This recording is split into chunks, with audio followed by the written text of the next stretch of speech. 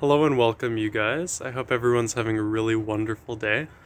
I just wanted to update you guys. So it's been a year since I bought this Trachycarpus fortunei, and it's been 9 months since I made a video on it. It's one of the very first videos that I filmed, and it's grown quite a bit, and I just really wanted to show you guys because I've learned a few things about this plant. So Trachycarpus fortunei, or the windmill palm, as I said in my previous video, is native to south coastal China. It's native to parts of southern Japan, specifically Kyushu and Okinawa, and also Myanmar and Laos. So I've been giving this, I'm just going to give you guys a little update on the care that I've been giving it. I haven't repotted it, it's in the original pot. I put some worm castings in here, I put a little bit more fiber in the soil just to better aerate it, to try to sort of improve the biota of the soil. I've had it in high diffused light, so it hasn't by any means been super direct light. It's been pretty cloudy, so just to give you guys a little bit of a scale of kind of the light situation we're dealing with. I've been putting it right next to that fence there, so it's been kind of in between the two components of the house, so it hasn't had a whole lot of direct light. I've been giving this a pretty heavy-duty dose of liquid feed fertilizer. I fertilize it every 3 weeks during the active growing season, which seems to be all the time. I don't know if you can see here, it's growing new fronds already.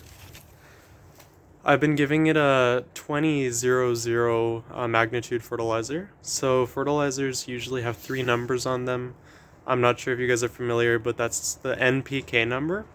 Which stands for nitrogen, phosphorus, potassium. And phosphorus and potassium are more important for developing lots of roots. They're more important for developing blooms, specifically potassium or phosphorus. Phosphorus, I believe. And nitrogen is more to encourage leaf growth. So I noticed when I started using that liquid feed fertilizer, the palmate nature of these leaves and the lobes have been more distinct. I've noticed it's greatly improved the rigidity and the husking of the trunk, and it's given it quite a bit of height, so it really aids in cell elongation. I've been keeping the soil consistently moist. I've noticed that this plant does not like drying out so much. It's quite versatile. I've noticed that it's very insensitive to changes in temperature. We had a really hot summer here, very muggy, poor air quality type summer because of the wildfires on the west coast. And this plant fared just fine. It does very well with other plants. I noticed that it doesn't like having too much water on its leaves.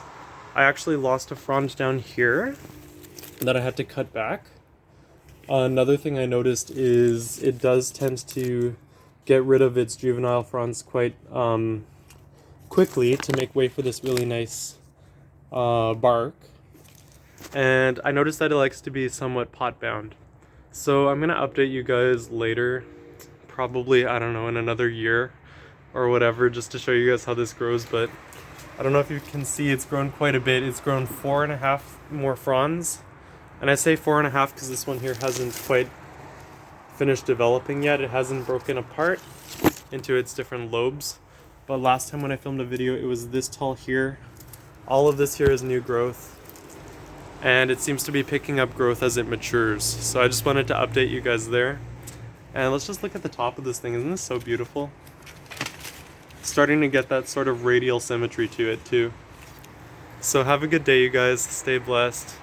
Thank you for watching, and yeah, have a good one. I think I'll link my original video to this plant too, just so that you guys can see how far it's come along.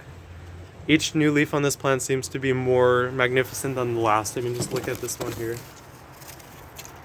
So yeah, have a good one. Stay blessed.